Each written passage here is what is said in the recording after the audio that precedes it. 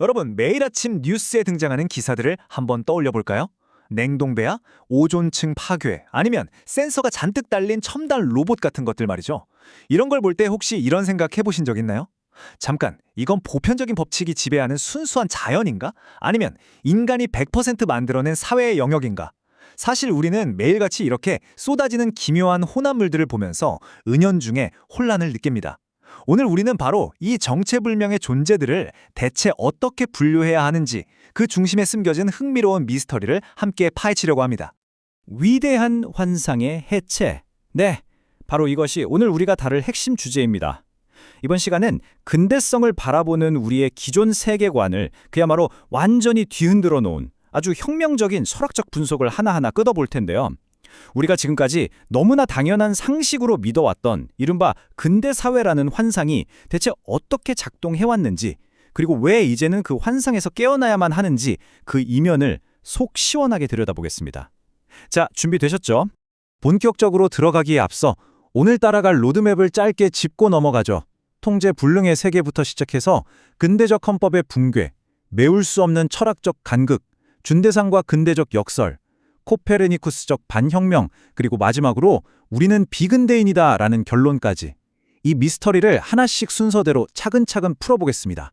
첫 번째 파트입니다. 통제 불능의 세계, 하이브리드의 증식. 근대인들은 종종 자신들의 기술력에 엄청난 자신감을 가지면서도 막상 미래를 마주하는 건 주저하곤 하는데요. 그 이유가 대체 뭘까요? 이른바 근대적 키메라라고 불리는 것들을 한번 살펴보시죠. 냉동배아, 센서 기반 로봇, 유전자 조작 옥수수, 향정신성 약물, 레이더가 달린 고래, 그리고 오존층 파괴까지. 와, 정말 끝도 없이 많습니다.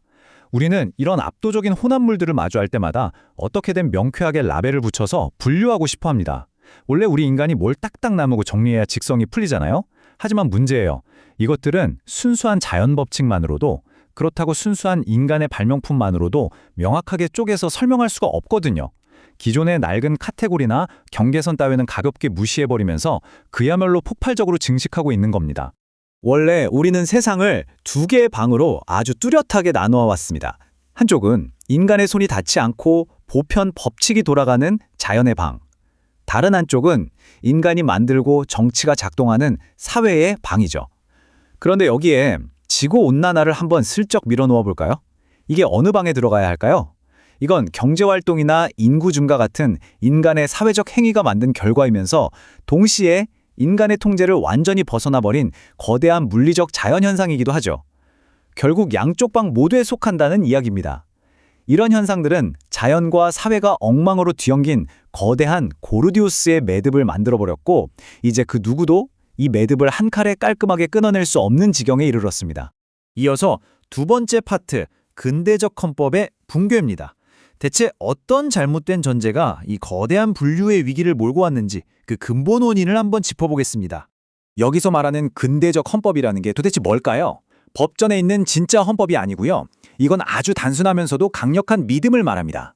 바로 자연이라는 사물의 세계와 정치라는 인간 주체의 세계를 아주 엄격하게 갈라놓는 근본적인 신념체계죠.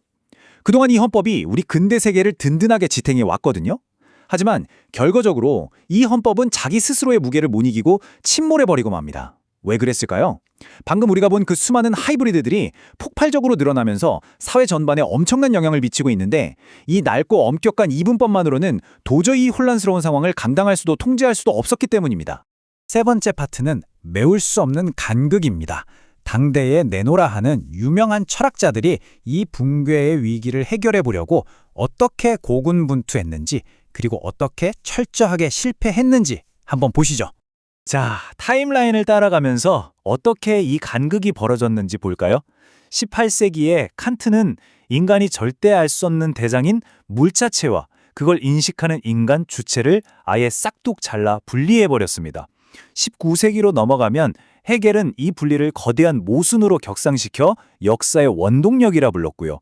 20세기 중반의 현상학자들은 이것을 극복할 수 없는 아주 팽팽한 긴장 상태로 만들어버리죠. 급기야 20세기 후반 포스트 모더니즘에 이르러서는 아예 주체와 대상을 비교할 잣대 자체가 없다며 이른바 통역 불가능성을 선언해버립니다. 보시다시피 철학은 시간이 갈수록 이 간극을 좁히기는커녕 도저히 건널 수 없는 아득한 심연으로 계속해서 더 벌려놓기만 했다는 겁니다. 특히나 이 포스트 모더니즘이 내린 결론은 진짜 아이러니합니다. 이들은 약간 과장해서 말하자면 역사는 이제 끝났다 라며 두 손 두 발 다 들어버린 셈이거든요. 자연과 사회를 연결하는 것 자체를 그냥 포기해버리고 언어와 담론이라는 자기들만의 안전한 기호의 세계로 쏙 도피해버린 겁니다. 막다른 골목에 갇혀 있으면서도 스스로 절대 순진하지 않다고 우월감을 뽐내며 종말을 그저 구경만 하고 있는 거죠. 이건 진짜 위기를 해결한 게 아니라 문제 자체를 아주 우아하게 회피해버린 것에 불과합니다. 네 번째 파트, 준대상과 근대적 엽설입니다. 그렇다면 그 똑똑한 철학자들이 그토록 찾지 못했던 완전히 놓쳐버린 진짜 핵심은 과연 어디에 숨어 있었을까요? 드디어 이 꼬인 매듭을 풀 진짜 마스터키가 등장합니다. 바로 준대상, 영어로는 쿼자이 objects라고 부르는 녀석들이죠. 이 준대상들은 참 묘합니다. 자연처럼 눈에 보이는 실제이기도 하면서 사회처럼 여럿이 얽힌 집합적 속성을 지니고 동시에 담론처럼 서사를 담고 있거든요.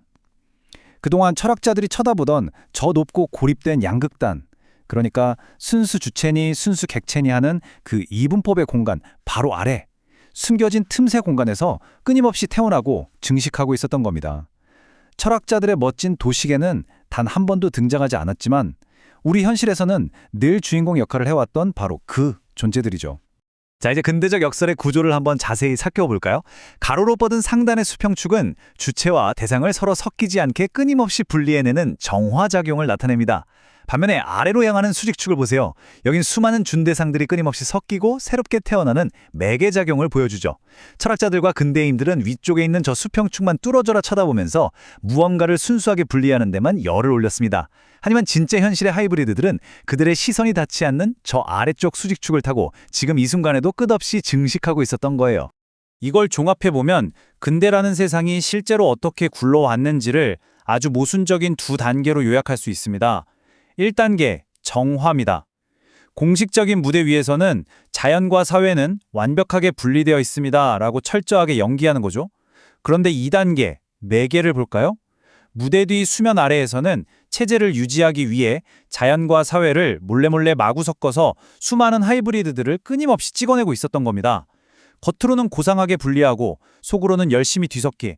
와, 이거야말로 근대인들이 절대 솔직하게 인정하지 않았던 이 세계를 굴러가게 한 진짜 모순이자 핵심 역설이었습니다. 다섯 번째 파트, 코페르니쿠스적 반혁명입니다. 이렇게 고장나버린 세계관을 고치려면 도대체 얼마나 큰 인식의 대전환이 필요한 걸까요? 옛날에 코페르니쿠스가 우주의 중심을 지구에서 태양으로 확 바꿔버렸잖아요. 우리한테도 딱 그런 급의 충격적인 코페르니쿠스적 반혁명이 필요합니다. 자연과 사회가 서로의 주위를 맴도는 게 아니라는 겁니다. 사실은 자연과 사회 둘 다 저 준대상들과 매개자들이 바글바글 모여있는 이른바 중기왕국, 즉 중간지대를 중심으로 빙글빙글 돌고 있다는 엄청난 깨달음이죠. 우리는 이제 저 순수하고 비현실적인 양극단에서 과감히 시선을 걷어야 합니다. 그리고 현실의 모든 존재와 역사가 끈적하게 얽혀서 창조되는 바로 그 복잡한 중심부로 눈을 돌려야 할 때입니다. 그래서 여기서 정말 절대 놓치면 안 되는 핵심 포인트가 있습니다.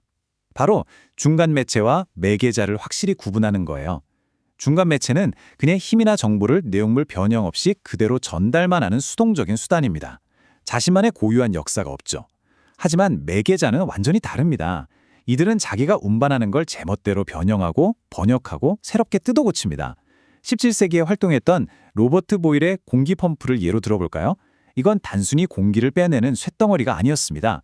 공기의 탄성이라는 새로운 자연 법칙을 만들어냄과 동시에 과학자들이 모인 왕립학회라는 새로운 사회조직까지 통째로 창조해낸 진짜 백이 매개자였죠. 세상에 진짜 살아있는 역사적 사건들은 바로 이 매개자들이 탄생시키는 겁니다. 드디어 마지막 여섯 번째 파트입니다. 우리는 비근대인이다. 답답했던 근대의 낡은 경계선을 훌훌 털어버리고 우리가 진짜 살고 있는 이 얽히고 설킨 세계를 마주할 시간입니다. 솔직히 말해서 우리가 이제 억지로 근대인인 척, 고상한 척 하는 걸 그만두면요, 진짜 엄청난 해방감이 밀려옵니다.